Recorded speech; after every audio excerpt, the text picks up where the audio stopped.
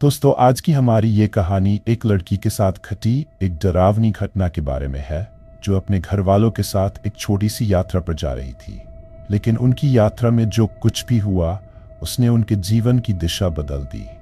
यह कहानी एक भूतिया अनुभव से जुड़ी हुई है, जो उसे और उसके परिवार को आज भी याद है। ये घटना गर्मी की छुट्टी के दौरान की है। काजल, जो एक खुशमिजाज और समझदार लड़की थी, अपने मम्मी पापा और छोटे भाई के साथ अपने दादा दादी के घर जाने के लिए निकली थी। घर से लगभग 200 किलोमीटर दूर एक छोटा सा गांव था, जहां उसकी दादी रहती थीं। काजल और उसका परिवार तैयार होकर सुबह के समय अपनी यात्रा पर निकले थे। गाड़ी में काजल, उसकी मम्मी, पापा और छोटा भाई था। रास्ता साफ था और मौसम भी बहुत अच्छा था। सब खुश थे क्योंकि ये यात्रा उनका मनपसंद था। काजल हमेशा अपनी दादी के घर जाने का इंतजार करती थी। गांव का वातावरण शांत था और वह अपनी दादी के साथ कुछ समय बिताने का सोचकर खुश थी। लेकिन तभी कुछ अजीब हुआ।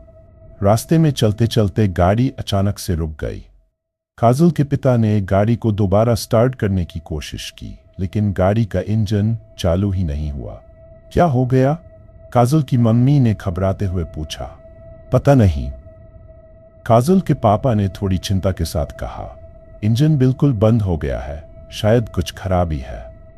सब लोग गाड़ी से बाहर निकले और गाड़ी की छत पर बैठकर चारों ओर देखा। रास्ता सुनसान था और दूर दूर तक कोई भी दिखाई नहीं दे रहा था। गाड़ी का इंजन तो खराब था ही, ऊपर से मोबाइल नेटवर्क भी नहीं मिल रहा था। मुझे नहीं लगता कि हम यहाँ से जल्दी बाहर निकल सकेंगे, काजल के पिता ने कहा। उन्होंने गाड़ी के बोनट को खोलकर इंजन को चेक करना शुरू किया, लेकिन समस्या का कोई हल नहीं मिला। अचानक काजल ने एक अजीब सी आवाज सुनी, जैसे कोई धीमी सी ठहाका मार रहा हो। वह डर के मारे कांपने लगी, लेकिन उसने कुछ नहीं कहा। उसकी मम्मी ने कहा, शायद किसी ने कुछ कहा हो, यह आवाज हवा से आ रही होगी। लेकिन काजल के दिल में एक अजीब सा डर बैठ चुका था। उसे महसूस हो रहा था कि कुछ ठीक नहीं है। काफी समय तक कोशिश करने के बाद भी जब गाड़ी नहीं चली, तो काजल के पापा ने फैसला किया कि वे रात यहीं बिताएंगे और सुबह किसी और गाड़ी की मदद से शहर तक पहुंचेंगे। सब लोग गाड़ी के अंदर बैठकर रात का इंतजार करने लगे। आसपास का माहौल काफी अजीब था। जैसे जैसे रात घनी होती गई, काजल को ऐसा महसूस हुआ कि कोई उनकी ओर देख रहा है। ये डर उससे बर्दाश्त नहीं हो रहा था। उसने अपनी मम्मी से कहा, मम्मी, मुझे डर लग रहा है। मुझे लगता है कि कुछ हमारे पास आ रहा है। तुम्हें बस डर लग रहा है बेटा, ऐसा कुछ नहीं है।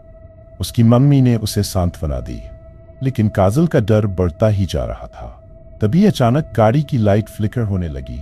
काजल की आंखों के सामने अंधेरा घना होने लगा और फिर लाइट पूरी तरह से बंद हो गई। गाड़ी के अंदर सन्नाटा छा गया। उसके बाद जो हुआ, वो काजल के लिए कभी न भूलने वाली घटना बन गई। गाड़ी की पिछली सीट पर एक औरत का चेहरा दिखाई दिया, जो सफेद कपड़े पहने हुए थी और उसका चेहरा कटा हुआ था। वो औरत कुछ कहने की कोशिश कर रही थी, लेकिन उसकी आवाज अजीब सी थी, जैसे वह किसी और दुनिया से आई हो।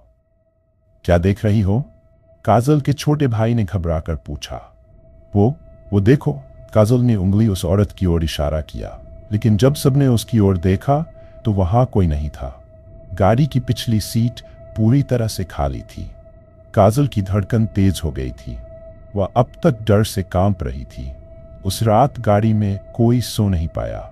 सब जागते रहे और रात के काले साए से बचने की कोशिश करते रहे।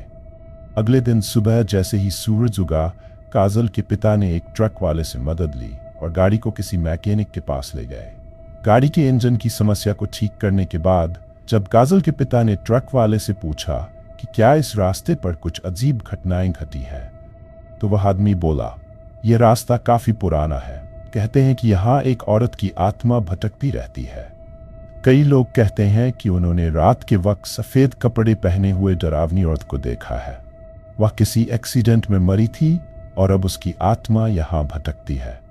यह सुनकर काजल की रूह कांप उठी। वह समझ गई थी कि रात को गाड़ी में जो हुआ वह कोई साधारण घटना नहीं थी। वह घटना काजल और उसके परिवार के लिए एक भयावह अनुभव बनकर रह गई।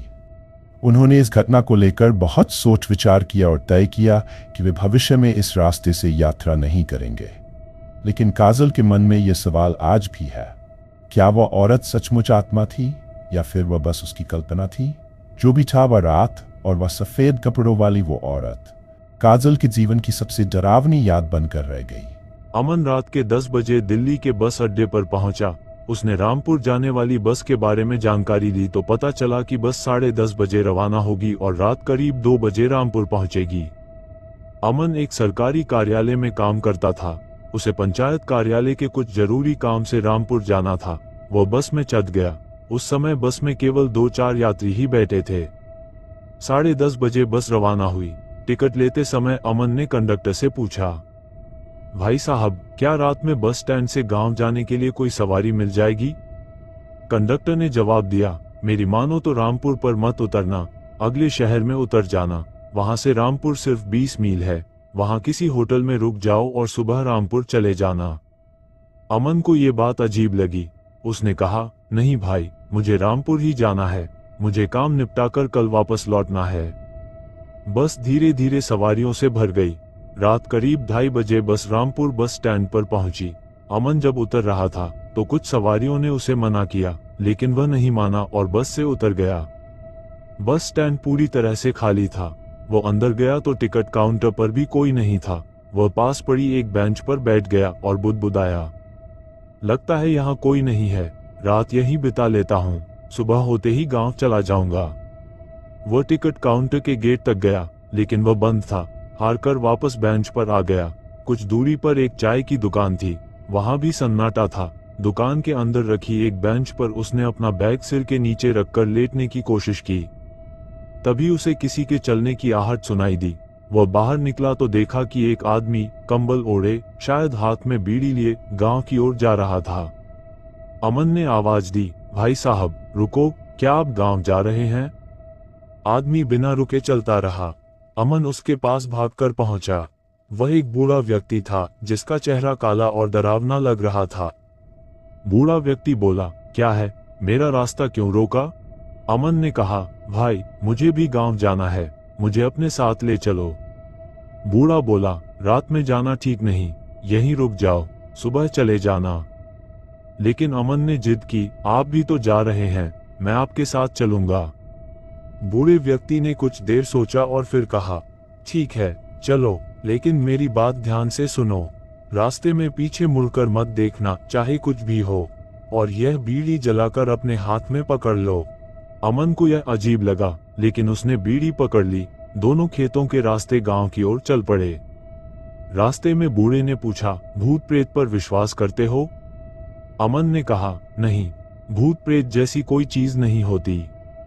बूढ़े ने समझाया, यहाँ रात में बहुत कुछ होता है, तुम मेरे पीछे पीछे चलो।